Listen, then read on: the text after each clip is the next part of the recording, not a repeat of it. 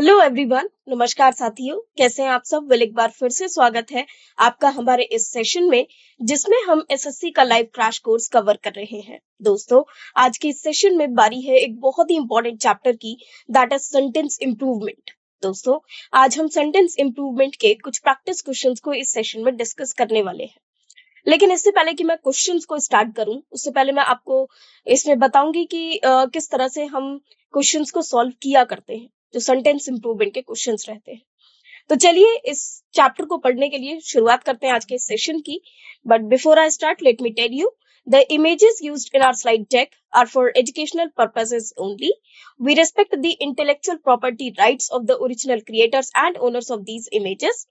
If you are the owner of any of the images used in this deck and have any concerns or issues, please contact us at sathi@iit.ac.in and we shall remove the images. Okay? So, आज के इस session में हम लोग एक तो introduction देखेंगे कि सेंटेंस इंप्रूवमेंट क्या होता है, इसके क्वेश्चंस को किस तरह से सॉल्व किया जाता है। तो एक छोटा सा इंट्रोडक्शन हम देखेंगे। Moreover, will discuss 50 practice questions along with answers and explanations. उसके बाद हम 50 प्रैक्टिस क्वेश्चंस को कवर करेंगे, उनके answers as well as explanations के साथ। ओके, चलिए। सबसे पहले हम इंट्रोडक्शन देख लेते हैं कि सेंटेंस इंप्रूवमेंट होता क्या है। दोस्तों, जैसे कि आप वर्ड ही समझ सकते हैं, सेंटेंस एंड इम्प्रूवमेंट। तो कभी भी यदि कोई सेंटेंस हमको गिवन हो, उसको किस तरह से इम्प्रूव किया जाएगा। ओके, मतलब एक सेंटेंस है, हो सकता है कि वो गलत हो और उसको किस तरह से इम्प्रूव किया जाना चाहिए या वो कैसे इम्प्रूव हो सकता है, ये कंसेप्ट ही होता है सेंटेंस इम्प्रूवमेंट में। तो आइए पढ़ते हैं। Sentence improvement is key component of written communication. Written communication मतलब कि आपने कोई चीज लिखकर किसी से बात की है या किसी को कुछ समझाना चाहा है, तो वो जो रिटन कम्युनिकेशन का की कंपोनेंट है, that is called sentence improvement. It is a skill that revolves around refining sentences. Refining मतलब सेंटेंस को और ज्यादा निखारना या सही करना, टू मेक देम क्लियरर, ताकि वो लोगों को बिल्कुल क्लियर अपना मैसेज कन्वे कर पाए। More concise and more effective, मतलब जो भी लिखा हुआ एक सेंटेंस है वो grammatically as well as conceptually बिल्कुल क्लियर होना चाहिए, सो दैट सामने वाले व्यक्ति को भी वो अच्छे से समझ में आ जाए। मतलब यदि आप किसी से कोई दूसरे व्यक्ति तक कोई मैसेज पहुंचाना चाहते हैं, कोई बात पहुंचाना चाहते हैं, तो वो बिल्कुल इतना क्लियर होना चाहिए कि सामने वाले व्यक्ति को वही बात समझ में आए जो कि आप उसको समझाना चाहते हैं। Improving a sentence involves refining its structure and wording to enhance clarity. Improving a sentence मतलब सेंटेंस को इम्प्रूव करने का क्या मतलब है, क्या तरीका है। ये कुछ स्ट्रक्चर्स को इन्वॉल्व करता है कि एक तो आपके सेंटेंस का स्ट्रक्चर बिल्कुल ठीक होना चाहिए, मतलब सेंटेंस का जो भी एक बेसिक स्ट्रक्चर रहता है वही होना चाहिए। वर्डिंग मतलब जो वोकैबुलरी हमने यूज की है वो प्रॉपर होनी चाहिए। टू एनहांस क्लैरिटी, ताकि क्लैरिटी को और भी ज्यादा निखारा जा सके, बढ़ाया जा सके। Coherence and overall effectiveness. Okay, overall effectiveness की मतलब सामने वाले व्यक्ति तक वही मैसेज पहुंचे जो आप समझाना चाहते हैं। Effective sentences are the building blocks of clear and persuasive writing.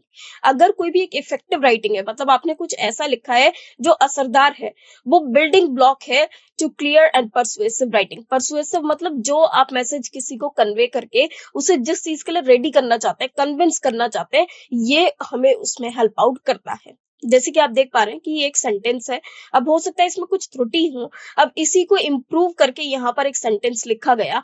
जैसे ये 4 लाइन में है, हो सकता है 4 लाइन नहीं, इसमें तो 3 लाइन में ही बात बन सकती थी, है ना। इसको और ज्यादा क्लियर करके एक सेंटेंस लिखा गया which is correct. Okay, so this is called sentence improvement. हो सकता है सेंटेंस गिवन हो, उसमें थोड़ा बहुत ग्रामेटिकल एरर हो सकता है या किसी भी तरह की कोई एरर हो सकती है, या उसमें वर्डिंग्स कुछ ज्यादा ही वर्बोज मैनर में यूज किया गया हो, तो हमको उसको ही रेक्टिफाई करना है और उसको कंसाइज बनाकर, मतलब कुछ ब्रीफ में लिखकर या फिर कुछ ऐसा लिखकर जो कम शब्दों में भी अपने पूरे बात को बोला जा सके, तो अपने पूरे मैसेज को कन्वे किया जा सके एक्यूरेटली। इस तरह से हमें इम्प्रूव करके एक सेंटेंस को लिखना है, and that process is known as sentence improvement. Okay, अब आ जाते हैं, हम कुछ रूल्स देखेंगे, rules of solving sentences improvement questions, कि हम किस तरह से सेंटेंस इंप्रूवमेंट के क्वेश्चंस को अटेम्प्ट कर सकते हैं, उनको सॉल्व कर सकते हैं। इसके लिए कुछ रूल्स दिए हुए हैं जो अब हम यहाँ पर समझेंगे। अब जो कुछ भी हमने पढ़ा है ये उसकी एक मोर डिटेल्ड एक्सप्लोरेशन है। सबसे पहले आ जाता है क्लैरिटी। क्लैरिटी मतलब बिल्कुल क्लियर एक मैसेज होना चाहिए जो हम बोलना चाहते हैं, तो एक सेंटेंस में क्लैरिटी होनी चाहिए। Avoid ambiguity. Ambiguity means confusion. For example एक ही वर्ड के अगर दो मीनिंग है तो ये कंफ्यूजन को क्रिएट कर सकता है। तो आपको उस एम्बिगिटी को अवॉइड करना है, मतलब जो भी शब्द आप लिखेंगे उसको आपको क्लियरली उसका मैसेज कन्वे करना है। फॉर एग्जाम्पल अगर किसी वर्ड का कोई डबल मीनिंग है या कोई टू मीनिंग्स है तो आपको उसको इलाबोरेट करना होगा कि आप किस कंसेप्ट में उस वर्ड का प्रयोग कर रहे हैं, या फिर आप इस तरह के शब्दों को अवॉइड भी कर सकते हैं।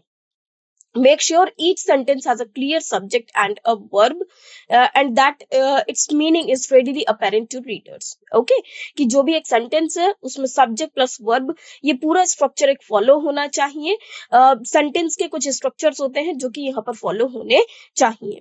ओके, जिसमें सब्जेक्ट एंड वर्ब आ जाता है, ऐसे ही subject and verb and object आ जाता है। ये सेंटेंस के स्ट्रक्चर हमने पहले भी पढ़े हैं, तो वो स्ट्रक्चर के अकॉर्डिंग ही होने चाहिए, और उसका जो मीनिंग है वो बिल्कुल ऐसा होना चाहिए कि एकदम पढ़ते ही सामने वाले को समझ में आ जाए, उसके माइंड में स्ट्राइक कर जाए।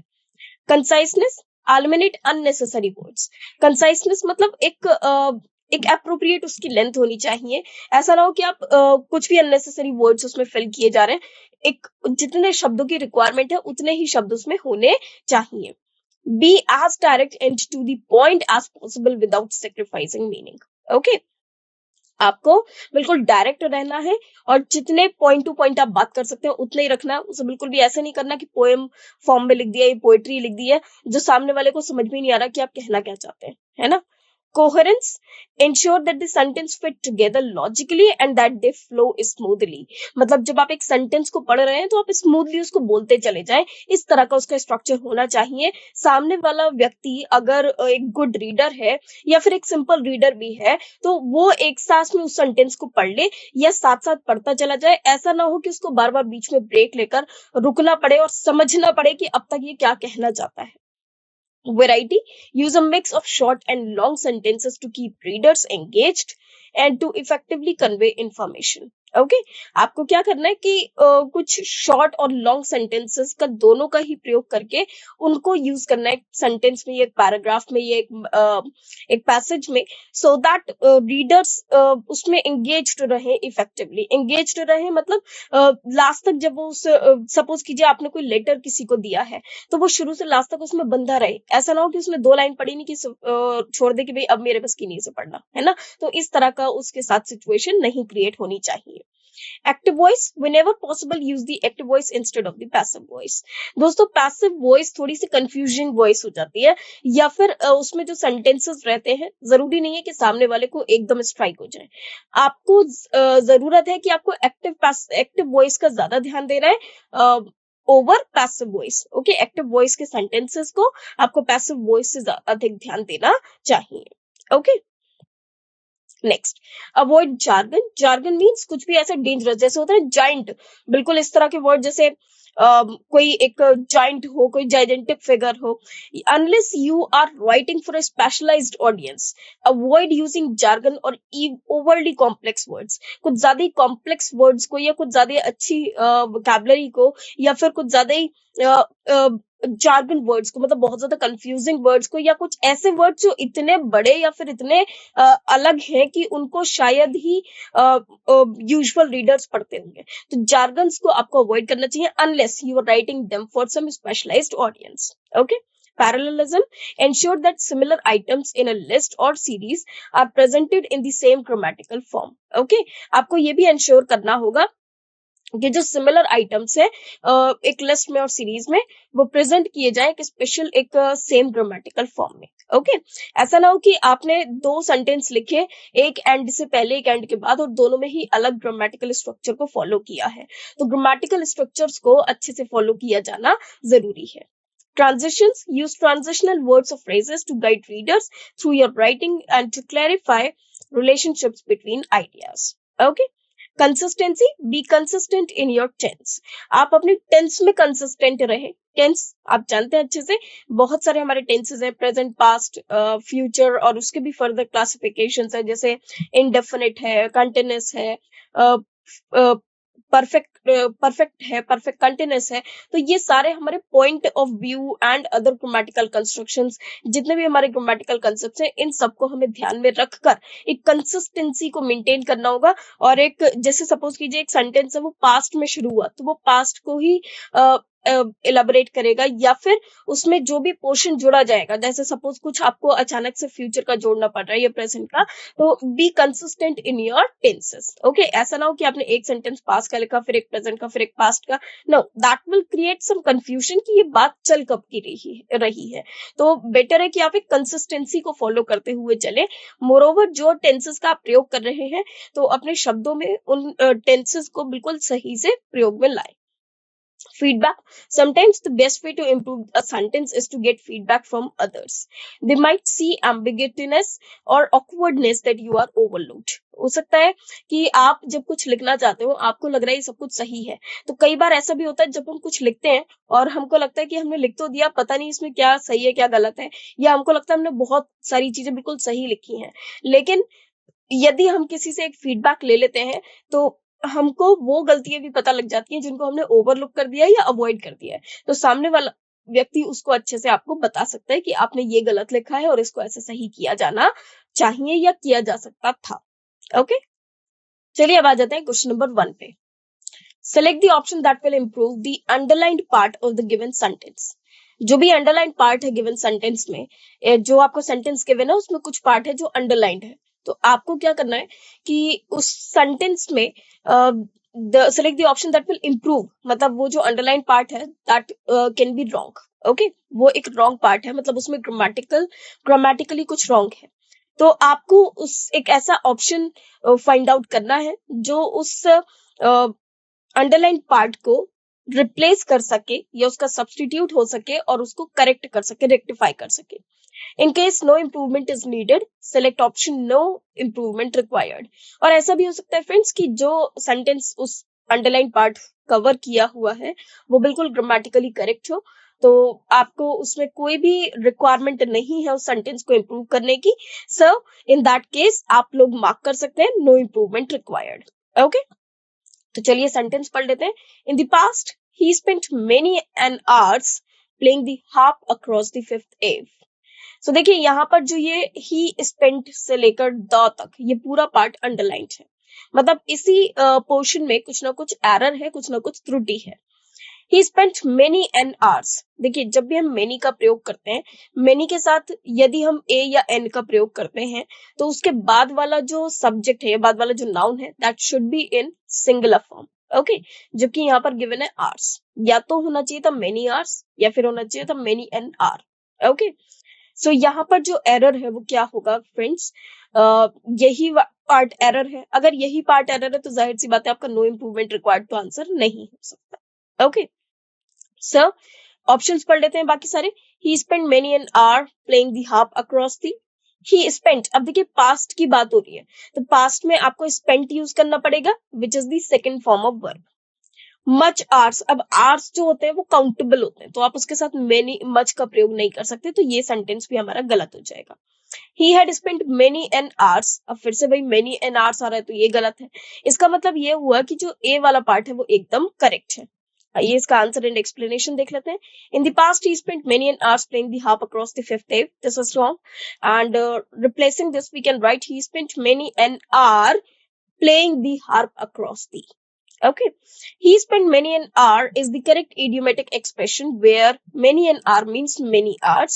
The singular an hour is used instead of many an to imply multiple hours in a formal or literary way. Okay, he spent much hours is incorrect because much is used with uncountable nouns and hours is a countable noun, so many should be used instead. He spent many an hours is incorrect because had spent is the past perfect tense and is unnecessary here. Past perfect tense क्या होता है friends? The past perfect tense is used to describe an action that was completed before another action or point in the past.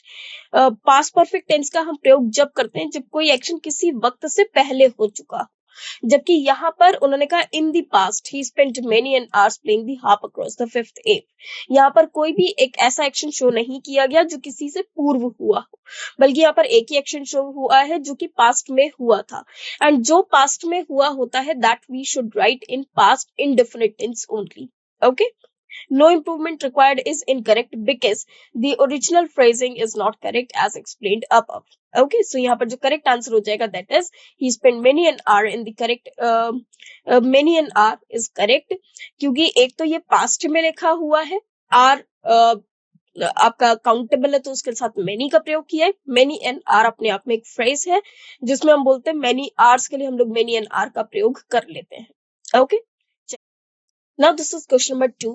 Select the option that will improve the underlined part of the given sentence. ये भी same वही instruction है जो हमने पहले पढ़ा। चलिए question पढ़ लेते हैं। Water and minerals present in the soil are absorbed by the roots. अब देखिए इस सेंटेंस में अगर हम एक सब्जेक्ट देखें तो लिखा हुआ है वाटर एंड मिनरल्स। कौन से water and minerals? Present in the soil, जो कि सॉइल में मौजूद है। हम उन वाटर एंड मिनरल्स की बात कर रहे हैं। ये तो पूरा सब्जेक्ट हो गया, क्योंकि यहां से लेके यहां तक एक ही पार्ट है। वो क्या है कि वाटर एंड मिनरल्स। कौन से वाटर एंड मिनरल्स? जो कि प्रेजेंट है सॉइल में। आर एब्सॉर्ब्ड, आर यहाँ पर आपका हेल्पिंग वर्ब हो जाता है। एब्सॉर्ब्ड, अब ये एक पैसिव वॉइस आ गया। Water and minerals present in the soil are absorbed, वो एब्सॉर्ब किए जाते हैं किसके द्वारा? By the roots. Okay, roots यहाँ पर आपका एजेंट हो गया, तो ये सेंटेंस आपका पैसिव वॉइस का सेंटेंस बन जाता है। अब यदि आप इस सेंटेंस की बात करें तो ये सेंटेंस में आइए एक बार ऑप्शन हम देख लेते हैं। Presented at the soil. अब देखिए एट द सॉइल, सॉइल के सॉइल को टारगेट बनाकर हम नहीं कह सकते, क्योंकि अगर कोई चीज एब्सॉर्ब्ड है तो वो सॉइल के अंदर होगी, है ना। और प्रेजेंट है तो वो सॉइल के अंदर होगी, है ना। प्रेजेंट एट आप यूज नहीं कर सकते। और दूसरी बात, प्रेजेंट एक एडजेक्टिव है, तो प्रेजेंटेड हमें लिखने की रिक्वायरमेंट नहीं है। प्रेजेंट एक एडजेक्टिव होता है, that is not a verb जिसको हमें पार्टिसिपल बनाकर एडजेक्टिव बनाना पड़े। ये अपने आप में ही एक एडजेक्टिव है। Okay, this present is itself an adjective, okay, which need not to be make presented. Okay, so presented word यहाँ गलत हो जाता है। अगेन प्रेजेंटेड गलत हो जाएगा, अगेन प्रेजेंटेड गलत। मतलब ये जो सेंटेंस लिखा हुआ है that is absolutely fine and correct. That is why हमारा आंसर हो जाएगा D, that is no improvement required. Water and minerals present in the soil are absorbed by the roots. No improvement required should be the answer. The original sentence, water and minerals present in the soil are absorbed by the roots, is correct. It clearly conveys that water and minerals located in the soil are absorbed by the roots. The other options suggest incorrect prepositions or phrases that don't fix the context. Present in the original sentence functions as an adjective describing the location of water and minerals. Since present is already an adjective, and fits the context well, there is no need to add ed or change the phrase. Okay, चलिए आ जाते हैं question number 3 पर। why doesn't you try calling your family again? अब देखिए यहाँ पर हमने use करा doesn't. doesn't एक प्रेजेंट इंडेफिनिट टेंस की हेल्पिंग वर्ब है which is used with the singular subject, जैसे he, she, it इनके साथ प्रयोग में लाया जाता है। जबकि you एक सेकंड पर्सन प्रोनाउन है and which is always considered plural. Okay, so you के साथ हम हमेशा प्लूरल वर्ब का ही प्रयोग करते हैं, but doesn't is actually the singular form of verb. तो ये सेंटेंस गलत हो जाता है। अगर ये गलत हो जाता है तो नो इम्प्रूवमेंट आंसर नहीं हो सकता। अब आइए देखते हैं कि क्या आंसर हो सकता है।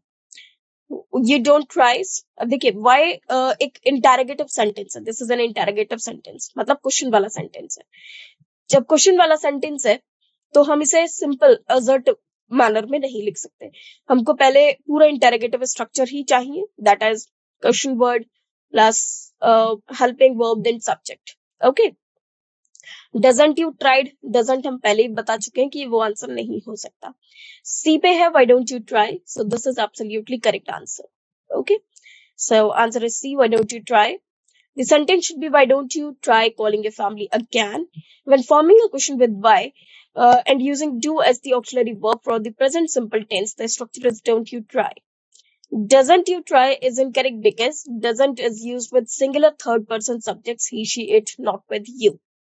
You don't tries is incorrect because tries is the third person singular form and should be try with you. doesn't you tried is incorrect because it mixes tenses and incorrect auxiliary verb usage. क्योंकि देखिए doesn't use नहीं हो सकता, auxiliary verb गलत हो गई, tried आपका past tense हो गया, जबकि doesn't present है और tried past ऐसा दोनों साथ में यूज नहीं हो सकते. Now this is question 4. His mouth left open as he realized the truth. देखिए his mouth left open, left होता है किसी चीज को छोड़ देना, लेफ्ट ओपन, तो ये सेंटेंस अपने आप में ये फ्रेज गलत हो जाता है. अब क्या हो सकता है, देखिए जब पास्ट की बात रही है क्योंकि ऐसा हो चुका था, as he realise the truth, और रियलाइज मतलब उसको जैसे ही पता लगा ट्रूथ के बारे में, तो ये चीज हो जाएगी पास्ट को लेकर जाएगा सबसे पहले, तो रियलाइज नहीं हो सकता. Okay, realise is present indefinite tense जो कि यहाँ पर कवर नहीं हो सकती. सो हम लोग लिखेंगे as his mouth fall open as he perceived. Okay, perceived का हम लोग प्रयोग कर सकते हैं. फेल्ट ओपनड, ओपन अपने आप में एक एडजेक्टिव है जिसे हमें ओपनड लिखने की रिक्वायरमेंट नहीं है.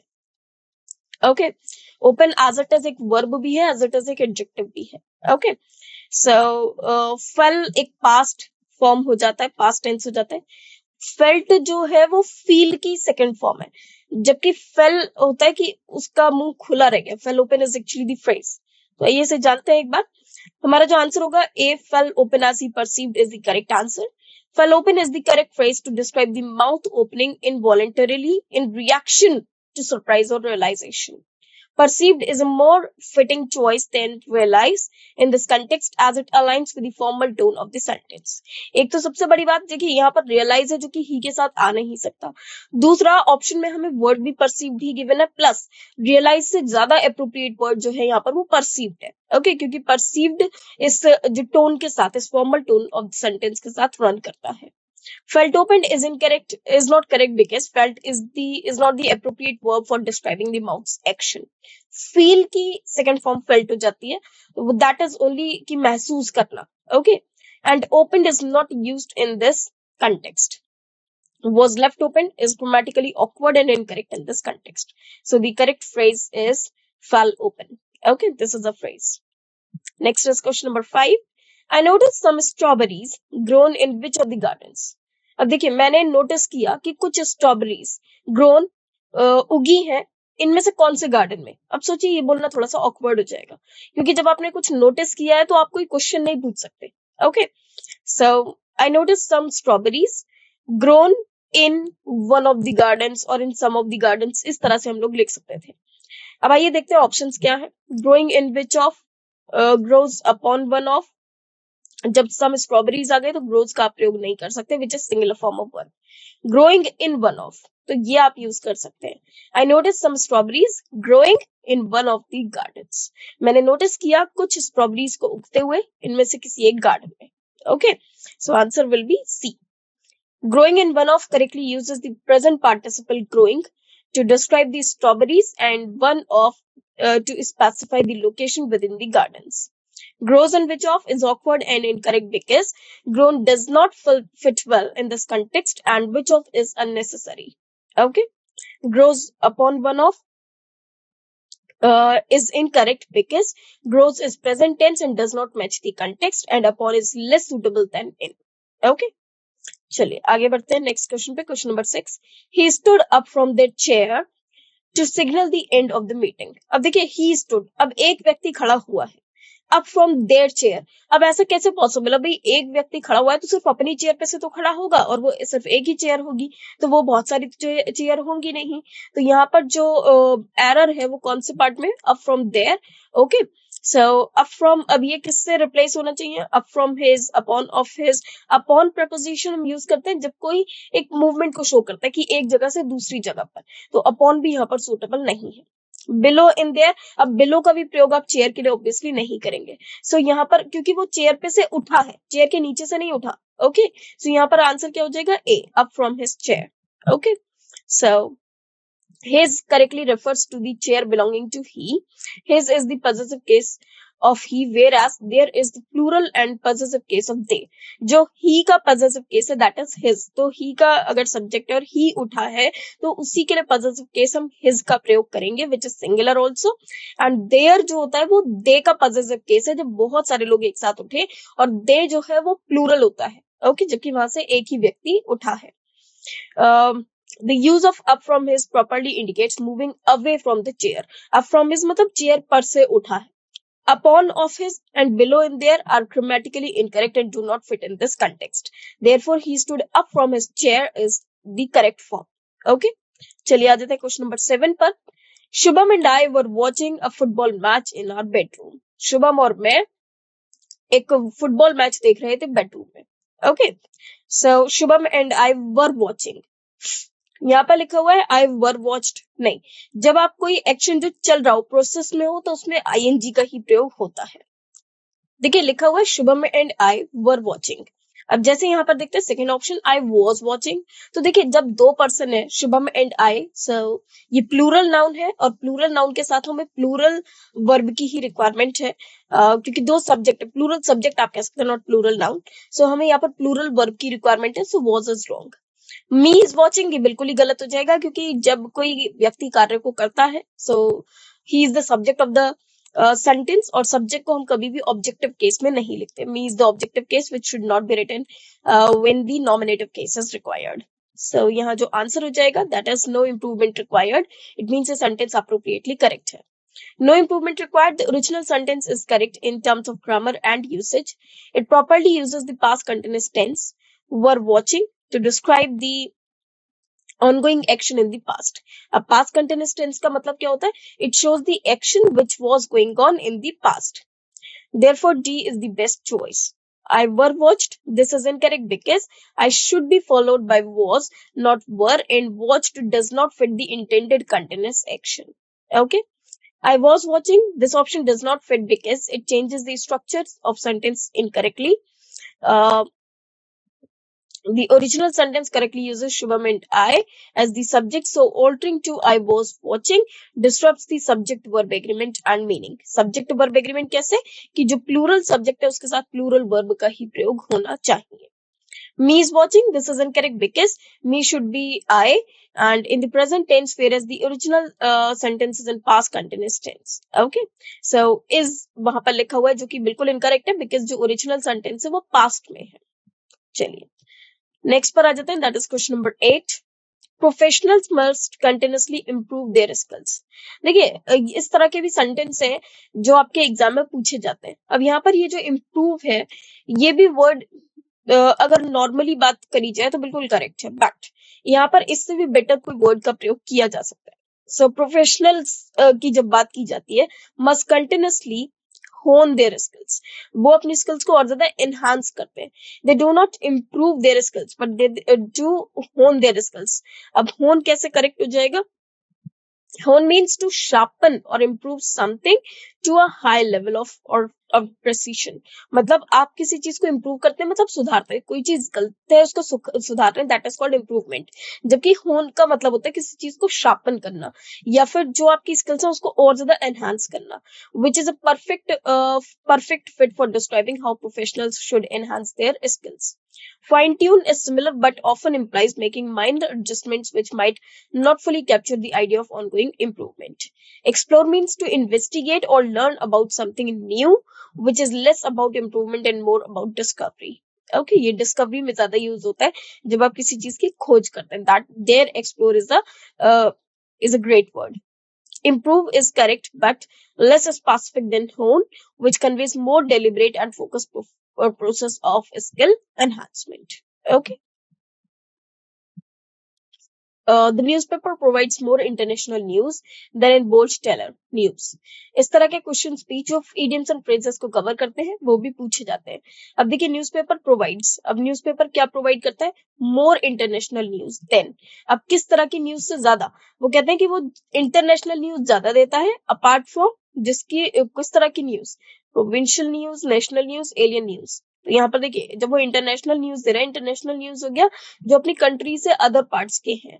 ओके, तो यहाँ पर वो किसकी ज्यादा इंफॉर्मेशन देता है? वो इंटरनेशनल ज्यादा देता है over national. Okay, so the sentence compares the scope of news coverage between the newspaper and bold teller news. To make a meaningful comparison, you need to contrast international news with the type of news coverage that is not international. National news now fits well in the context because it represents news that is focused within a single country, which contrasts with international news, which covers global events. Options like provincial or alien do not fit well. Provincial is more localized than national and might not be broad enough for this comparison. Alien is unrelated to the context of news coverage. So the newspaper provides more international news than the national news, correctly sets up a comparison between two relevant categories of news. Next is question number 10. Do you remember his phone number? I don't suspect so. अब do you remember इस phone number, यहाँ तक sentence सही है और इससे हमें पता लगता है कि सेंटेंस प्रेजेंट इंडेफिनिट टेंस का है और एक इंटरोगेटिव सेंटेंस है. आई don't suspect so. Don't suspect, suspect होता है शक करना. तो हम ऐसा थोड़ी ना बोलेंगे I don't suspect so. Instead हम क्या बोल सकते हैं? I may think so, I don't think so, I didn't think so. So हम यहाँ पर बोल सकते हैं I don't think so. Okay, didn't past tense हो रही है, जबकि जब ये प्रेजेंट टेंस में तो हमें रिमेनिंग कंसेप्ट भी प्रेजेंट टेंस में ही चाहिए.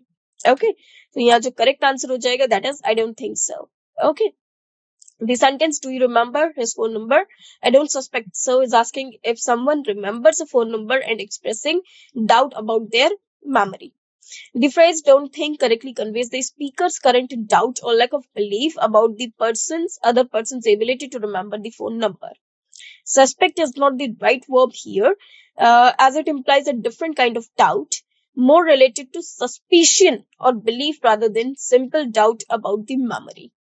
Therefore, I don't think so accurately matches the intended meaning of expressing doubt about the person's memory in response to the question. Okay, जो पर्सन की मेमोरी को एक तरह से एग्जामिन कर रहा है, उसके लिए मैं डोंट थिंक सो का प्रयोग करना चाहिए. आप किसी की मेमोरी को शक नहीं कर रहे, बल्कि आप सिर्फ उसकी मेमोरी को जज कर रहे हैं वेदर वो उसके अंदर एबिलिटी है इसको याद रखने की या फिर नहीं. Okay, so don't think so is the correct phrase. Next question है, he did not know the answer, I did not neither. अब देखिए इस सेंटेंस में क्या एरर होगा एक बार देख लेते हैं. यहाँ पर लिखा हुआ है आई डिड नॉट नाइदर, मतलब इतने पार्ट में एरर हो सकता है. ओके, अब he did not know the answer, उसको आंसर नहीं पता था. I did not neither. अब देखिए नाइदर अपने आप में एक नेगेटिव वर्ड है जिसके साथ हम नॉट का प्रयोग नहीं कर सकते. इससे ये बात तो समझ में आती है कि ये सेंटेंस गलत है, और जब ये सेंटेंस गलत है तो नो इम्प्रूवमेंट आंसर नहीं हो सकता. अब यहाँ पर हम क्या प्रयोग में लाए जो ये सही हो. अब इस सेंटेंस के कहने का मतलब क्या है? उसने कहा कि भाई मैं आंसर नहीं जानता, दूसरा व्यक्ति कहता है नहीं मैं जानता, है ना, दोनों ही व्यक्ति इस आंसर को नहीं जानते. एक फिगर से भी आप देख सकते हैं.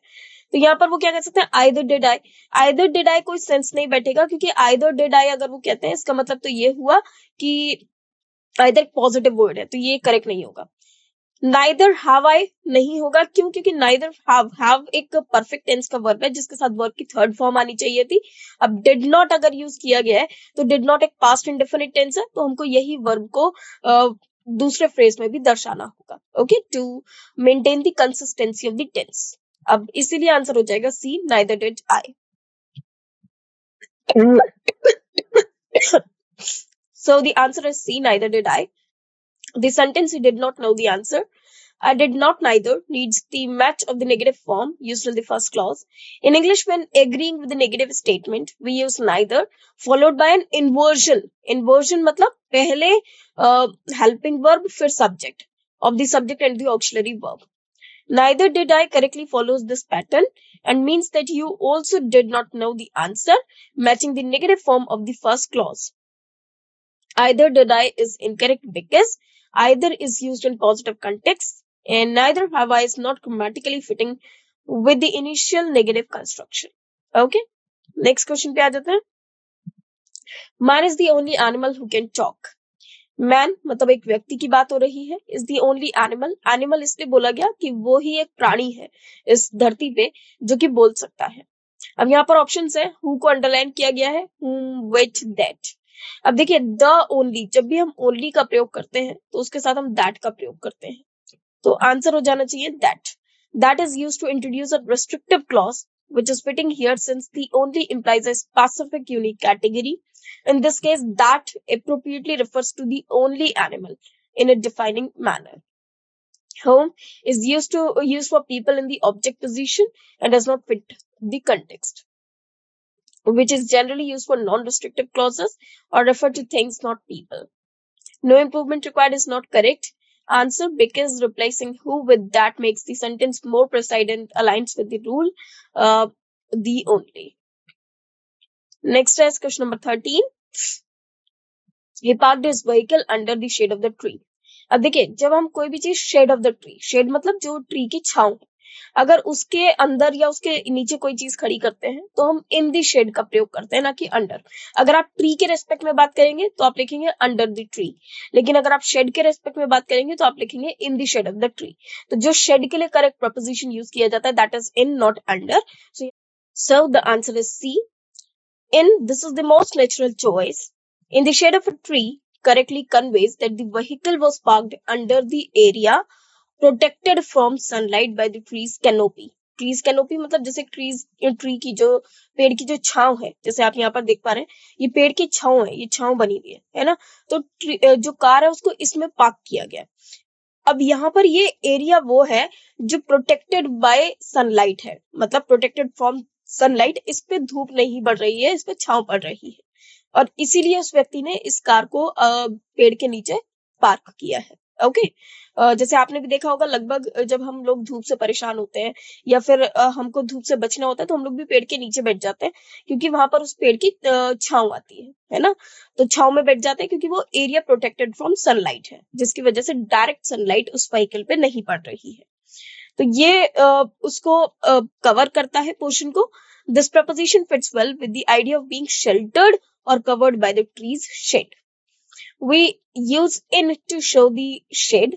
ओके, जब भी हम शेड के रेस्पेक्ट में बात करेंगे तो हम इनका प्रयोग करते हैं। while under if talk in respect with tree, अगर हम बात करते हैं ट्री के रेस्पेक्ट में, जैसे हम लोग ये बोलते हैं कि भाई कार को उसने ट्री के नीचे खड़ा करा, तो हम लोग बोलते हैं he parked his car under the tree. लेकिन अभी हमने किसके रेस्पेक्ट में बात की? शेड के रेस्पेक्ट में। और शेड के रेस्पेक्ट में जब हम बात करेंगे तब हम इनका प्रयोग करेंगे। बीनीथ खुद एक सिनोनियम है अंडर का, इसलिए इसको भी हम यूज नहीं कर सकते। Beneath can not be used as it is similar to under which can not be used as explained above. Okay, जैसे कि हमने पहले बताया, तो जैसे अंडर का प्रयोग नहीं कर सकते ऐसे बीनीथ का भी प्रयोग नहीं कर सकते। बीनीथ बेसिकली होता है किसी, जब ग्राउंड के नीचे कोई चीज गाड़ दी जाए। अब यहाँ पर ग्राउंड के नीचे थोड़ी ना गाड़ा गया है। On is not appropriate here because it implies the direct contact with the surface rather than being covered or sheltered by it. On का प्रयोग हम जब करते हैं जब कोई चीज किसी चीज के ऊपर खड़ी हो, है ना। तो यहाँ पर तो वो किसी चीज के अंदर शेल्टर में खड़ी है। ओके, वो किसी चीज के ऊपर नहीं खड़ी। ओके, हमने धरती के रेस्पेक्ट में बात नहीं की है या ग्राउंड के रेस्पेक्ट में बात नहीं की है।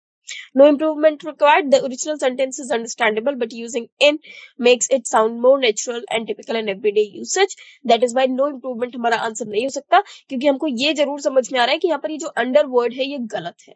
Okay, next is question number 14. Shankar has been demanding a lot more marks, doesn't he?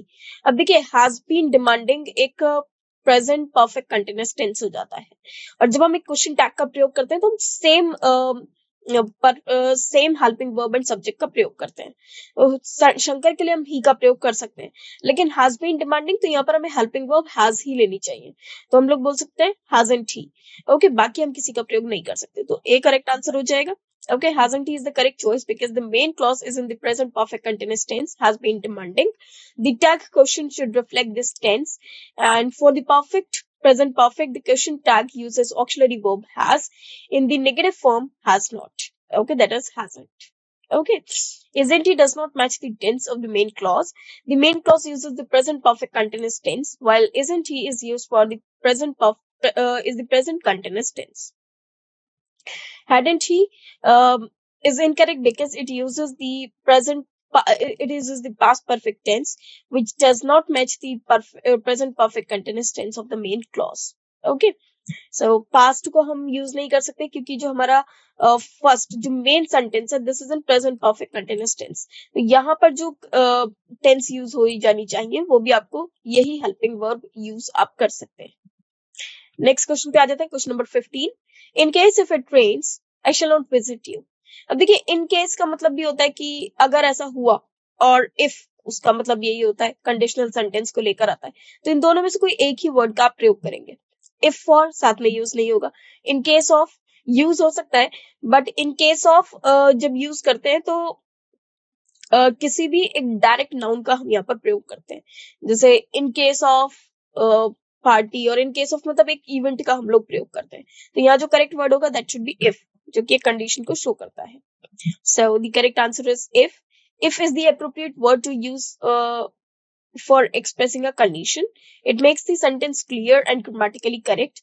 If it rains, I shall not visit you. In case of is used for situations where a specific event or condition might occur and refers to planning or preparation. It does not fit the conditional context of the sentence. If for is not a correct or meaningful construction in this context. No improvement required correct होगा नहीं, क्योंकि already जो लिखा हुआ है वो incorrect है। Question number 16. Less people came to watch cricket matches this year. So the gate receipts were lesser than the last year. अब देखिए gate receipts मतलब ये काउंटेबल है, जबकि lesser हम लोग यूज करते हैं अनकाउंटेबल थिंग के लिए, और काउंटेबल के लिए हम लोग fewer का प्रयोग करते हैं। तो fewer यहाँ पर करेक्ट आंसर हो जाएगा। Fewer is used with countable nouns like people, books or matches. Since people is a countable noun, fewer is the correct choice to indicate a smaller number. Less is typically used with uncountable nouns like water, time or money. Using less with people is grammatically incorrect. Many is used to describe a large number but does not fit the context of describing a decrease compared to last year. Decrease compared to last year. Lot of is not as precise as fewer in this context. Lot of implies a large quantity but does not accurately address the comparison or the countable noun of people. Okay और no improvement गलत होगा, क्योंकि already जो ये word लिखा हुआ है गलत है और इसको फीवर से रिप्लेस किया जाना चाहिए। Next is question number 17. God has bestowed main unusual gifts. अब यहाँ पर बेस्टोड मेन, इसके साथ कोई ना कोई प्रपोजिशन का प्रयोग होना चाहिए फ्रेज को कंप्लीट करने के लिए, and that is bestowed on man. So answer is bestowed on man. Bestowed on is the appropriate prepositional phrase. ये एक prepositional phrase है to use with the verb bestow। मतलब on का प्रयोग on एक preposition है जिसका प्रयोग हम verb bestow के साथ प्रयोग में लाते हैं when referring to giving or granting something to someone। जब कोई चीज किसी को गिफ्ट की जाती है, ग्रांट की जाती है। It correctly indicates the gifts are given to men. Bestowed for men is incorrect because for implies purpose for benefit rather than directing giving. Bestowed with men is incorrect because with suggests accompaniment or association rather than act of giving. Question number 18. Any policy of social welfare will be likely to face resistance from vested interests. अब देखिए यहाँ लिखा will be likely to face, तो any policy of social welfare. Okay. So अब यहाँ पर अगर हम ऑप्शन देखें, यहाँ लिखा will be likely facing, ये नहीं हो सकता। is likely to face, so any policy of social welfare is likely to face resistance. Okay, कि वो फेस कर रहे हैं रेजिस्टेंस को। विल बी लाइकली फ्यूचर को शो करता है, तो यहाँ जो करेक्ट आंसर आ जाएगा, टू बी फेसिंग हम प्रयोग में नहीं ला सकते। जो आंसर होगा वो हमारा कौन सा हो जाएगा, बी हो जाएगा, is likely to face. Is likely to face correctly uses the present tense construction is likely to followed by the base form of the verb that is face to indicate a probable future outcome. This form is clear and grammatically correct. Will be likely facing is less natural and unnecessarily complex. The use of will be likely with facing does not fit the conventional expression for indicating a probable future event. Is likely to be facing with is incorrect because facing with is not a standard construction. The correct phrase should be facing without with to convey the idea of encountering or experiencing resistance. देखिए, any policy, कोई भी policy जो कि social welfare की है, resistance from vested interest, मतलब वो बिल्कुल दूर होनी चाहिए अपने पर्सनल इंटरेस्ट से। Okay, so will be likely तो एक शो कर रहा है जो कि फ्यूचर को शो कर रहा है, जबकि अगर इस तरह का कोई सेंटेंस है कि भाई जो कोई भी पॉलिसी है जो कि सोशल वेलफेयर के लिए बनाई गई हो, वो अपने पर्सनल बेनिफिट से दूर होनी चाहिए, तो ये तो एक जनरल ट्रूथ की तरह हो गया। और जनरल ट्रूथ हो या एक फैक्ट हो या एक स्टेटमेंट हो, तो उसको प्रेजेंट इंडेफिनिट टेंस में ही लिखा जाना चाहिए। दैट इज व्हाई हम इज लाइकली टू फेस का प्रयोग करेंगे। ओके, नेक्स्ट पर आ जाते हैं। Question number 19. The key to a competitive economy is its investment regime. तो इसमें जो करेक्ट आंसर आ जाएगा वो आ जाएगा in its invested regime, in its investment regime, investment in its regime. So जो correct answer होगा हमारा वो क्या हो जाएगा, in its investment regime. This is correct choice. Investment regime refers to the system or framework that governs how investments are managed or regulated. In its invested regime, the term invested is an adjective describing something that has received investment, but it does not fit well in this context. Invested regime does not clearly convey the idea of system or framework related to investments. Um the option is awkward and unclear. It suggests that investment itself is a part of regime rather than describing the regime that governs investments. It does not clearly convey the intended idea. No improvement required. This option is incorrect because the original phrase could be improved for clarity and correctness. The phrase investment regime is more precise and suitable than the original wording. Question number 20. The Honorable Court had taken a lenient view because the accused have no previous conviction. अब देखिए यहाँ पर अगर हम बात करें तो accused एक singular है और यहाँ पर लिखा है have not, तो ये गलत हो जाएगा. दूसरा, had taken आपका past perfect tense है, तो जब past perfect tense है तो sentence पूरा ही past में होना चाहिए. have आपका present show करता है, हमको sentence past में ही बनाना है. So have not had not. अब यहाँ पर भी नॉट प्रीवियस, क्योंकि देखिए नॉट यहाँ पर हैड एक मेन वर्ब की तरह यूज हुआ है, तो यहाँ पर हम नॉट की जगह नो का यूज करेंगे, नो प्रीवियस कन्विक्शन. तो यहाँ पर जो करेक्ट आंसर होना चाहिए that is A, had no previous conviction. Had no previous conviction is correct option because it appropriately uses the past perfect tense that is had to align with the context of the court's decision. It indicates that at the time court's decision that the accused did not have any previous convictions. ये दर्शाता है कि उस वक्त पर कि किसी भी जो अक्यूज था, जो आरोपी था, उसके पास कोई भी प्रीवियस कन्विक्शन नहीं था. Also replace no with not because no as an adjective it is in the phrase had no previous conviction. No functions as an adjective modifying conviction which is a noun. It indicates the absence of convictions. Okay, no convictions मतलब जो ये दर्शाता है कि उस वक्त कोई भी कन्विक्शन उसके पास नहीं था.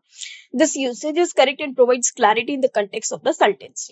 ओके, तो अगर हम इस सेंटेंस को इस तरह से बोलेंगे, the honourable court had taken a lenient view because the accused had no previous conviction, कि उसके पास कोई भी प्रीवियस कन्विक्शन नहीं था. Okay, not as an adverb. Not is an adverb used to modify verbs, adjectives, or other adverbs. That does not fit well in this context where we need an adjective to describe the noun conviction. क्योंकि यहाँ पर ये जो conviction है ये एक noun है और noun को describe करने के लिए हमको एक adjective की requirement है, ना कि adverb की. अगर यहाँ पर ये not use होता है तो इसके बाद हमें verb की third form की requirement थी जो कि given नहीं है. Okay, हमको एक noun को describe करना है, that is why हमें यहाँ पर no का प्रयोग करना होगा. Okay, had not previously convicted is incorrect because it implies that the court itself had not been convicted, which is not relevant to the context. Had not previous convictions, had not been previous convictions, ये incorrect है due to awkward construction of incorrect grammar, क्योंकि इसमें grammar का ही correctly use नहीं किया गया है. had not been का हम प्रयोग करते हैं past perfect continuous tense में, which is not suitable over here. और foreign exchange reserves have increased substantial. अब देखिए हैव इंक्रीज्ड वर्ब है, वर्ब को डिस्क्राइब करने के लिए हमें एडवर्ब की रिक्वायरमेंट है, तो यहाँ पर सब्सटेंशियली होना जरूरी था. और our foreign exchange reserves have, इसको अगर हम देखें तो यहाँ पर ऑप्शन है have been increased substantially. Have been increased का हम प्रयोग नहीं करते क्योंकि हैव बीन इंक्रीज्ड आपका परफेक्ट कंटिन्यूअस टेंस में यूज होता है और उस केस में जो वर्ब है उसकी आईएनजी फॉर्म का प्रयोग होना जरूरी है. have increased substantially, have substantially increasing, जो करेक्ट आंसर हो जाएगा दैट इज पी, क्योंकि यहाँ पर करेक्ट एक एक वर्ब को यूज किया गया है. यहाँ पर have increased substantially is grammatically correct because substantially is the proper adverb to describe the extent to which the reserves have increased. The verb have increased correctly matches the past perfect tense used for the change. It is not past, it is present perfect tense. Okay, present perfect tense. Well, next पर आ जाते हैं. We could do nothing than praying. जब हम इस तरह से किसी सेंटेंस में प्रयोग करते हैं, नथिंग एक जेरेंड है, तो यहाँ पर देन का ना यूज करके हम बट का यूज करते हैं कि हम कुछ नहीं कर सकते सिवाय सिवाय प्रेइंग के. तो बट एक एक्सेप्ट का मीनिंग लेकर आता है, तो इसलिए हमें यहाँ पर बट का प्रयोग करना चाहिए. तो यहाँ पर जो आंसर हो जाएगा that is A. Okay, so answer is nothing but praying. Nothing but praying, this phrase is correct because nothing but is a standard expression used to mean only or just. Okay, it indicates that the only thing that could be done was to pray. The gerund praying correctly follows nothing but praying. Nothing but means only or just, correctly followed by a gerund from praying, which fits the correct structure of the sentence. Okay, and gerund is actually, as it is mentioned over here, it is verb plus ing. Okay, so whenever we add ing to a verb to make it a noun, that is known as gerund. Okay, we could do nothing, हम कुछ नहीं कर सकते थे सिवाय praying के, मतलब सिवाय प्रार्थना करने के। तो जब इसको एक नाउन बनाया जाएगा, ये आप एक ऑब्जेक्ट की तरह यूज करेंगे, और ऑब्जेक्ट जाहिर सी बात है एक नाउन होता है, दैट इज वाई हमने यहाँ पर gerund का प्रयोग किया। Next is question number 23, cattles are grazing in the meadow. Cattle अपने आप में एक प्लूरल नाउन है जिसमें एस लगाने की रिक्वायरमेंट नहीं है। Okay, cattle are grazing in the meadow. Cattle एक हमेशा कॉमन प्लूरल नाउन होता है, ये उन सारे एनिमल्स को कवर करता है जो हमें मिल्क एंड मीट प्रोवाइड करते हैं। तो देखिए ये जानते हैं, the correct answer is the cattle are. The cattle are is correct because cattle is a plural noun and should be paired with plural verb are. The cattles are is incorrect because cattle is already a plural noun and does not require an s at the end, क्योंकि cattle अपने आप में एक plural noun है और उसमें s लगाने की requirement नहीं है। The term cattle is not used in English. The cattle is incorrect because cattle is a plural noun and should be used with plural verb. Cattle एक plural noun है और उसके साथ plural verb का ही प्रयोग किया जाएगा। That is why are suitable not singular is. Is incorrect, no improvement इसलिए गलत हो जाएगा क्योंकि ऑलरेडी जो फ्रेज लिखा हुआ है वो गलत है। Next, although he was tired he is going on working। अब देखिए गोइंग ऑन वर्किंग नहीं होगा जब हम कहते हैं कि भाई वो भले बहुत ज्यादा थका हुआ था। अब पहली बात तो जब ही वॉज टायर्ड तो ये पास्ट टेंस को दर्शाता है, तो हम कभी भी नहीं लिख सकते इज गोइंग, वो नहीं लिखेंगे। अब वर्क करता रहा है ना, कार्य करता रहा, तो जब ये पास्ट टेंस में तो ये भी पास्ट टेंस में होगा, तो हम लिख सकते हैं he went on working. Okay, was going on कहीं जा नहीं रहा था। गोइंग ऑन एक एक्सप्रेशन होता है कहने का कि वो कार्य करता रहा, तो इसमें हम वेंट ऑन का प्रयोग कर सकते हैं। वेंट ऑन वर्किंग मतलब वो कार्य करता रहा, तो ए हमारा करेक्ट आंसर हो जाएगा। Went on correctly aligns with the past tense used in the main clause, although he was tired. This maintains tense consistency because the action of continuing to work is described in the past, which matches the context of being tired previously. Okay, what's going on is not suitable because it implies an ongoing action in the past, which does not match the present tense was tired. Goes on is incorrect because it uses the present tense, which does not fit with the past context introduced by was tired. Okay, next question पे आ जाता है question number 25, we shall finish the work before he comes back। अब we shall finish the work before he comes back, जब यहाँ पर लिखा we shall finish the work तो ये हो जाता है आपका future tense. Okay, we shall finish the work before he comes back। So will come, shall come, came, ये तीनों ही गलत हो जाएंगे क्योंकि ये सेंटेंस ऑलरेडी लिखा हुआ करेक्ट है, तो यहाँ पर आंसर होना चाहिए no improvement required. Okay, the original sentence correctly uses comes back to indicate the action of coming back happens after the work is finished. This usage is correct and appropriate for the context. Okay, will come, the option changes the tense and would imply future perfect, which is not necessary here. The original sentence correctly uses the simple present tense comes back to indicate an action after another action of future. Shall come, while shall is technically correct, it is less commonly used in modern English.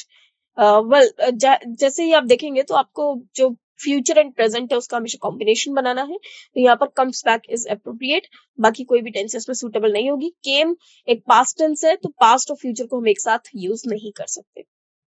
Next is question number 26, people lined the route, showering rose petals and chanting long live Vajpayee as tens of thousands and mourners took part in the procession। procession मतलब जैसे किसी की funeral निकलती है, वैसे तो हम procession बारात को कहते हैं, लेकिन जनरली अगर किसी की फ्यूनरल निकलती है तो उसमें भी जो पीछे बहुत सारे लोग होते हैं तो उसको भी procession बोला जाता है, जो एक झुंड में चलते हैं किसी व्यक्ति को श्रद्धांजलि देने के लिए।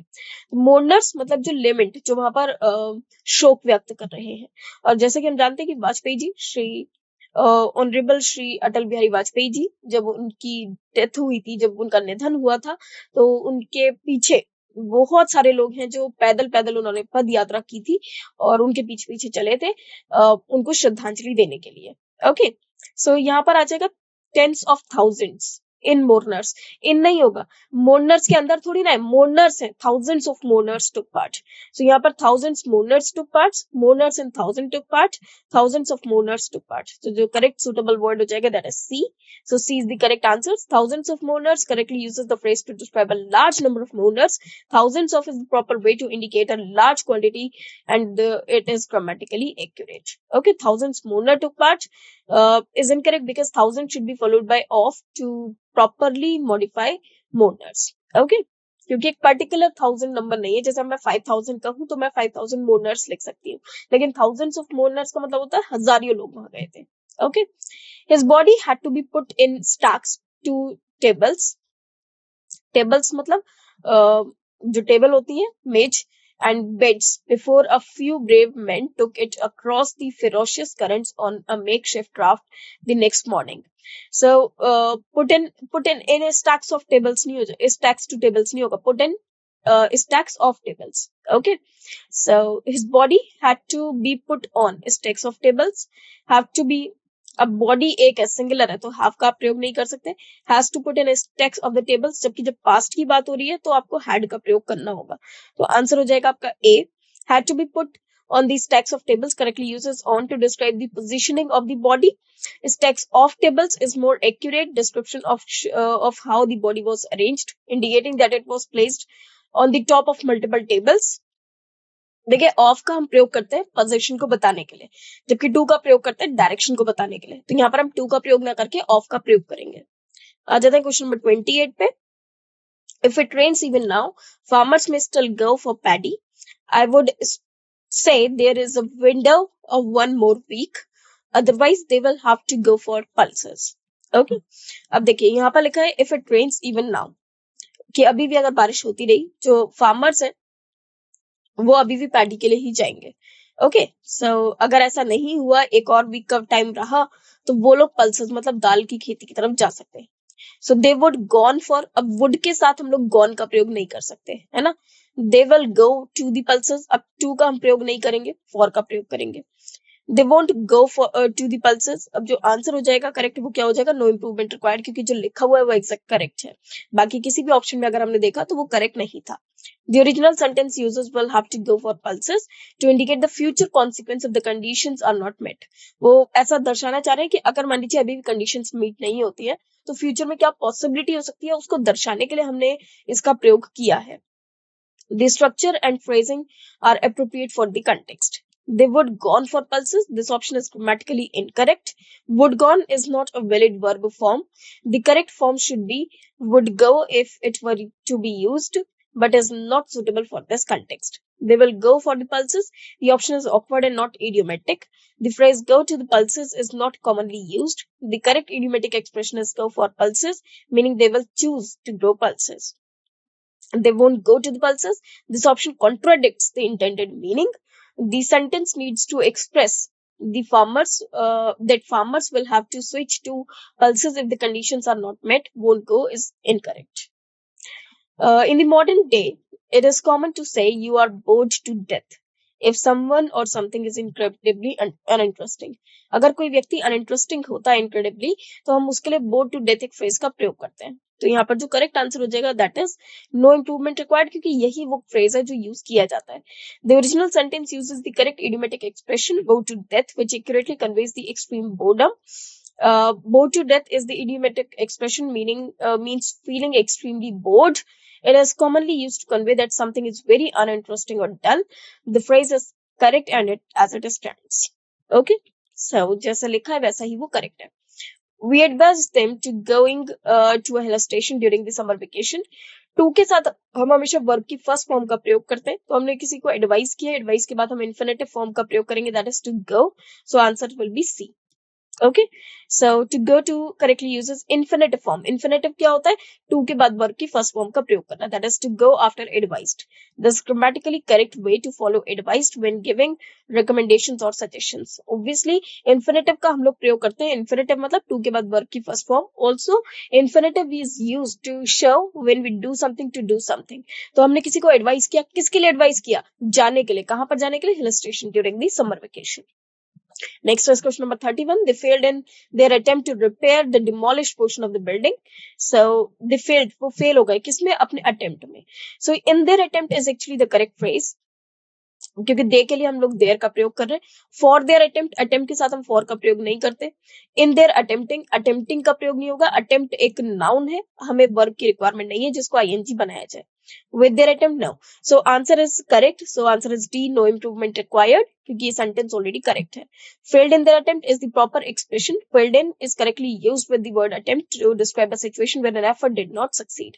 जहां पर एक एफर्ट किया गया लेकिन वो सक्सीड नहीं हुआ, वो कामयाब नहीं हो पाया, या वो उसमें कामयाब नहीं हो पाए. Next is question number 32. In Indian democracy, it is necessary for the citizens to be aware of all the political facts about every political parties. अब देखिए, beware of का मतलब होता है कि किसी से बच के रहो, जबकि be aware of का मतलब होता है हर बात को समझ लो, है ना. मतलब आपको हर बात की जानकारी होनी चाहिए. तो एक इंडियन डेमोक्रेसी में ये जरूरी है हर एक सिटीजन के लिए कि उसको सारे अपने अधिकारों का पता हो, ज्ञान हो. तो यहाँ पर जो करेक्ट आंसर होना चाहिए, that is A, that is be aware of. Okay, so be aware of is the correct choice because it means to have knowledge or awareness about something which fits the context of the understanding political facts. And जो incorrect है वो क्यों है, क्योंकि beware of it used to mean to avoid danger. Okay, beware of के मतलब आपको avoid करना है danger को, आप सावधान रहें. तो beware of का मतलब होता है सावधान रहें. Next is question number 33. We are going to have to put down our summer vacation until July because of the bad weather conditions. So we have to put down. Put down का मतलब होता है कुछ लिखना, जबकि यहाँ पर कह रहे हैं कि उन्हें अपने समर वेकेशन को क्या करना होगा, पोस्टपोन करना होगा, है ना. तो यहाँ पर जो करेक्ट आंसर हो जाएगा that is put off. Put off का मीनिंग होता है to postpone something, means to postpone और delay something which fits the context of delaying the summer vacation due to bad weather conditions. Okay, and put down का meaning होता है to write down something, जो कि यहाँ पर correct नहीं है. Okay, next is question number 34. The issues discussed had been so that critically they could hardly be resolved in such a limited time. So the issues discussed had been so critical. ये correct phrase होना चाहिए. So yeah, the issues discussed were so critical. were so critical ही नहीं आएगा. So that critical, so that का प्रयोग नहीं होना चाहिए. were so critical. So यहाँ पर जो आ जाएगा वो C correct answer होना चाहिए. Okay. So what's so critical that is the correct usage, correct structure. अब देखिए ऐसा लिखा है ना, the issues discussed had been so that critically. So that होता है जब हम किसी को बताते हैं इसलिए. अब ये इसलिए वाली मैनर तो है नहीं. So the issues discussed had been का भी हम प्रयोग नहीं करेंगे जो issues थे, क्योंकि options में हमें कहीं पर भी had been given नहीं है. So हम लिख सकते हैं the issues were so critical that it is the correct usage. Critical is an adjective describing the sensitivity of the issues and that introduces the result or the consequence. जिसमें that आपको result या consequence के बारे में बता रहा है. तो so और that यहाँ पर जो use हुए हैं वो cause and effect बताने के लिए use किए गए हैं. Okay, as the cause and effect connectors. Every activity can be classified by two groups, namely mental and physical. अब देखिए यहाँ पर एक्टिविटी को दो पार्ट्स में डिवाइड किया गया है, एक मेंटल में और एक फिजिकल में. सो यहाँ पर क्लासिफाइड बाय की जगह क्लासिफाइड इनटू का प्रयोग होना चाहिए. So can be classified into, A हमारा करेक्ट आंसर हो जाएगा. Okay, so classified into is the correct phrase. This phrase appropriate because classified into is used to indicate the items are sorted or grouped into two categories. Okay, for example, activities can be classified into mental and physical. By हम एक agent को show करने के लिए करते हैं, मतलब एक कार्य जिसके द्वारा किया गया हो उसके लिए हम लोग by preposition का प्रयोग करते हैं. Now question number 36. Mahatma Phule's life was a sage of dedicating in the cause of social reforms in India. So यहाँ पर sage of dedication of dedicated the cause. Okay, यहाँ पर of dedicating का प्रयोग नहीं होगा, was a sage of dedication to the social. तो आइए देखते हैं इसमें आंसर हो जाना चाहिए हमारा of dedication to the. C answer हो जाएगा हमारा कि the phrase uses dedication, a noun that fits well with of to describe the characterized by commitment To the properly introduces the cause, making the phrase clear and grammatically correct. जिसका मतलब है कि उनकी जो लाइफ है was a sage of dedication, dedicating तो यहाँ पर एक वर्ब की तरह यूज हो रहा है, of dedicating in the, नहीं तो dedicating in the नहीं, उनकी जो लाइफ है वो एक सेज है किस चीज के लिए, of dedication to the social reforms in India, कि जिन्होंने सोशल रिफॉर्म्स को लेकर आया इंडिया में. Okay, so dedication is of the dedication to the is the correct phrase. Question number 37. He firmly believes that a radical change in the structure of our various departments as necessary. So he firmly believes that वो बिल्कुल निश्चितता से believe करता है. सो beliefs आपका noun हो जाता है, जबकि वो उस बात में विश्वास रखता है. Okay, belief and believes in दोनों में डिफरेंस होता है. बिलीव्स नाउन है जबकि बिलीव्स वर्ब है. तो यहाँ पर जो एरर हो जाएगा वो किसमें हो जाएगा, इसी पार्ट में, मतलब यही आपका गलत पार्ट है, पोर्शन गलत है, तो इसको करेक्ट करना होगा. So is believing that is not correct. Believe में हम आईएनजी का प्रयोग नहीं करते हैं. Firmly believes that, so B हमारा करेक्ट आंसर हो जाएगा. Okay, firmly believes uses the simple present tense, which is appropriate for expressing a strong and ongoing belief. It matches the subject he and fits the context. Believes is the verb, whereas belief is the noun. This option is incorrect because is believing is not a standard construction for expressing a strong ongoing belief. Firmly believes that is incorrect because belief is a noun, not a verb. Okay, और हमें किसकी requirement है, verb की. The verb form believes should be used to match the subject he. Okay, so हमें verb की requirement है कि वो फर्मली बिलीव करता है. ओके, बिलीव जबकि एक नाउन है, और हमें यहाँ पर एक वर्ब की रिक्वायरमेंट है. Question number 38. Today after many years it was a great success. So today, आज, after many years it was. अब देखिए, जब आज की बात हो रही है तो हम वाज का प्रयोग नहीं कर सकते. ओके, सो हम लोग यहाँ पर यूज कर सकते हैं it is a great success. Okay, so answer is a great success. बिल्कुल सिंपल है कि जब आप प्रेजेंट की बात कर रहे हैं तो आपको प्रेजेंट टेंस का ही प्रयोग करना है. Okay, the present tense is appropriate to reflect the current assessment for success. Since the sentence is evaluating the success today, this tense is appropriate. और बाकी सारे options या तो future या फिर past को दर्शा रहे हैं, which is incorrect. He was found absorbing in his studies when I reached there. अब absorbing होता है कोई कार्य चल रहा हो, जबकि वो पाया गया अपने कार्य में एकदम, पढ़ाई में एकदम बिल्कुल फोकस्ड. ओके, सो यहाँ पर एब्सॉर्ब्ड का प्रयोग होना चाहिए. So he was found absorbed, B हमारा करेक्ट आंसर होना चाहिए. Okay, was found absorbed correctly uses the past participle absorbed to describe the state of being deeply engaged in his studies when the speaker arrived. This form is appropriate for conveying that someone was deeply involved or focused on something. Okay. Then question number 40. He said that his father had wasted the better part of his wealth in gambling. Better use करते हैं हम comparison के लिए, कि जब कुछ अच्छा और कुछ उससे अच्छा हो, बेहतर हो. तो अगर हम बात कर रहे हैं सिर्फ यहाँ पर एक नॉर्मल सेंस की, तो हम यहाँ पर ग्रेट पार्ट यूज कर सकते हैं, ग्रेटर पार्ट यूज कर सकते हैं.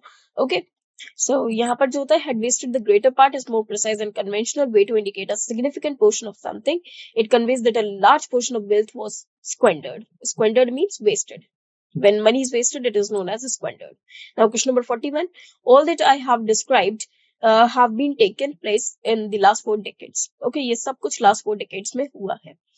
अब ऑल दैट, ऑल मतलब जितना कुछ, तो यहाँ पर ये जो दर्शा रहा है ये अनकाउंटेबल नाउन को दर्शा रहा है. और जब अनकाउंटेबल नाउन को दर्शाता है तो हम लोग सिंगुलर वर्ब का प्रयोग करते हैं, ना कि प्लूरल वर्ब का. So have should be replaced with has. So A has taken should be the correct answer. Has taken should be used because the subject of the verb all that I have described, which refers to singular set of events or things. The phrase has taken place correctly indicates that these events occurred over a period of time. Okay, has been taken is incorrect because it does not fit the context of describing events that occurred. It suggests an action in the passive voice, which is not appropriate here. Have taken is incorrect because have taken would be used with plural subject, but in this case, the subject is singular, all that I have described. Okay. Next पर आ जाते हैं, question number 42. Had he been careful, he could avoid the accident. Okay, काश वो थोड़ा सा भी सतर्क होता या केयरफुल होता तो ये एक्सीडेंट अवॉइड हो सकता था. सो यहाँ पर हम एक्सीडेंट को बोल रहे हैं कि एक्सीडेंट अवॉइड हो सकता था, तो हम लोग बोल सकते हैं had he been careful, could have avoided, could have been avoided, should have avoided. तो ये सेंटेंस अगर देखें वो अवॉइड कर सकता था एक्सीडेंट को, तो यहाँ पर ये सेंटेंस में ए आ जाएगा could have avoided, मतलब the extent could have avoided, he could have avoided the extent, वो अवॉइड किया अब देखिए यहाँ पर had he been careful आ रहा है, जो कि आपकी if वाली मतलब एक कंडीशनल सेंटेंस वाली टाइप 3 की सेंटेंस बन जाती है। तो टाइप 3 की सेंटेंस में क्या होता है, देखिए when we use type 3 conditional rule, if then subject then had then third form of the verb, subject plus modal plus have plus third form of verb is written। अब देखिए जब भी हम if के साथ या कोई भी कंडीशनल वर्ड के साथ subject then had and then verb की थर्ड फॉर्म का प्रयोग करते हैं, जैसे यहाँ पर हमने यूज करा हैड ही बीन केयरफुल, तो ही सब्जेक्ट है, हैड बीन केयरफुल, तो ये आपका third form of the verb हो गया, मतलब ये आपकी टाइप 3 कंडीशन हो जाती है। तो रिमेनिंग क्लॉज आपका बनना चाहिए सब्जेक्ट प्लस मोडेल, मोडेल मतलब कुड, और उसके बाद आपका हैव आना चाहिए, then third form of the verb. So यहाँ पर होना चाहिए था he could have avoided, which is the correct usage. Okay, तो इसको हम यहाँ पर लिख सकते थे, is the proper form to use when discussing a missed opportunity or hypothetical outcome in the past. It reflects that the accident might have been prevented if he had been careful. Okay. Now question number 43. She should apologize for her inability to attending the program. Up for her inability to attend और for attempting, सो यहाँ पर सी हमारा correct answer होना चाहिए। Okay, to attending हम एक साथ use नहीं कर सकते। तो to attend, inability to attend is the proper form, to attend correctly follows the noun inability and fits grammatically in the context, because to के साथ हम वर्ब की फर्स्ट फॉर्म का ही प्रयोग करेंगे। Next is question number 44। People in under developed countries are distressing because, so यहाँ पर अगर आप देखेंगे, देखिए ऑप्शंस देख लेते हैं एक बार।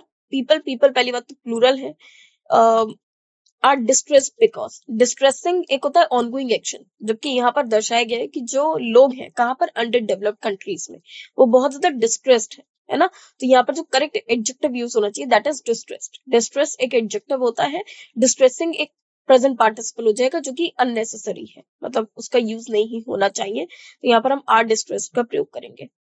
So are distressed because this option uses are distressed, the present passive form to accurately describe the state of people who are troubled, and because introduces the cause of their distress. Okay. 45. He has been behaved impolitely and suffered owing to that.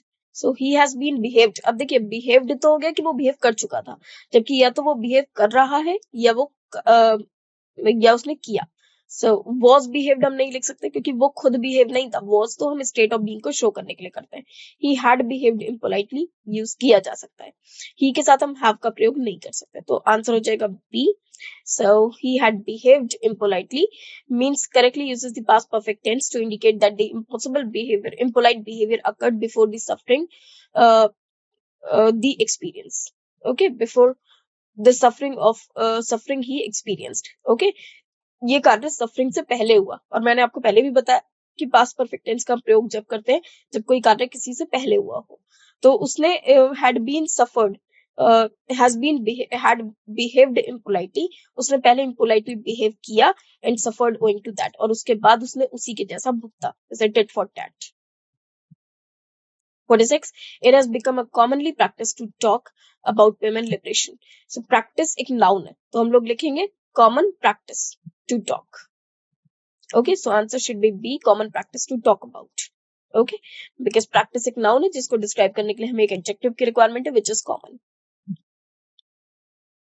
He is so brisk himself that he cannot tolerate any efficiency. So tolerate hardly any inefficiency. अब hardly any और inefficiency तीनों negative होगा तो एक साथ use नहीं हो सकते। hardly tolerate lethargy. Okay, तो यहाँ पर जो correct answer हो जाएगा that is A, tolerate hardly any inefficiency. hardly any inefficiency. He so brisk himself, मतलब वो खुद इतना परफेक्ट है कि वो किसी और की इनएफिशिएंसी को नहीं बर्दाश्त कर सकता। Okay, tolerate hardly any inefficiency accurately reflects that someone who is brisk that is और एफिशिएंट, ब्रिस्क का मतलब होता है एफिशिएंट, वो खुद दूसरों की इनएफिशिएंसी मतलब कार्य करने की जो अच्छी क्षमता नहीं है उसको वो बर्दाश्त नहीं कर सकता। This choice correctly uses inefficiency to describe the opposite of being brisk और एफिशिएंट। ओके, सो हम इन दोनों में एक जो कॉन्ट्रोडिक्शन है उसको शो करेंगे। लेथर्जी का मतलब होता है आलसी होना, स्लगिशनेस, जो कि यहाँ पर ठीक नहीं है, दैट इज आलस। Okay, haste excessive speed. अब जब कोई खुद एफिशिएंट है तो वो दूसरे का एफिशिएंसी को ही बर्दाश्त करेगा, है ना, इनएफिशिएंसी को बर्दाश्त नहीं करेगा। तो यहाँ पर बोला गया बर्दाश्त नहीं करेगा। अगर मैं दोनों जगह सेम दिखा दूं तो फिर वो कोई कॉन्ट्रडिक्शन नहीं बन जाता। 48. No person with a reasonably self-esteem would ever like to succumb to any pressure. So no person with a reasonable self-esteem. Reasonably का हम प्रयोग नहीं कर सकते, हम लोग reasonable का प्रयोग करेंगे. So it should be reasonable self-esteem. Okay. So जो आंसर होना चाहिए वो क्या होना चाहिए? A होना चाहिए. Reasonable self-esteem. Reasonable is an appropriate adjective to describe self-esteem. The term reasonable self-esteem means having a healthy level of self-respect. Reasonably आपका एडवर्ब हो जाएगा. The unskilled class of workers is most exploited of class under the present labor contract system. अब अगर हम देखें options, is the mostly the exploited class, ये कोई sense नहीं है. Most exploited class is the most exploited class, ये हम लोग लिख सकते हैं. Mostly exploiting, no. So B should be the correct answer. Most exploited class, it correctly uses most exploited to indicate that this class of workers experiences the highest level of exploitation. Preposition of is not required because here class is a noun which is qualified by adjective exploited. Okay. Next is question number 50. The conference is to be starting at 7 a.m. with the introductory speech by the minister. अब ये हमारा last sentence of today's session. अब देखिए, is to start 4, जबकि हमको time बताना है कि 7 बजे स्टार्ट हो रही है, तो 4 का हम लोग प्रयोग नहीं कर सकते. 4 तो एक पर्पस को, एक मोटिव को बताता है. हैज बीन स्टार्टेड बाय मतलब जो व्यक्ति उस कार्य को करता है वो दर्शाता है. Is to start at is the correct answer, कि जो कॉन्फ्रेंस है वो स्टार्ट होनी है कितने बजे स्टार्ट होनी है? 7 बजे. तो ये हमारा करेक्ट आंसर हो जाएगा. Okay, is to start at probably conveys the intended meaning that conference is scheduled to begin at a specific time, which is 7 a.m. It correctly uses the future arrangement from is to start.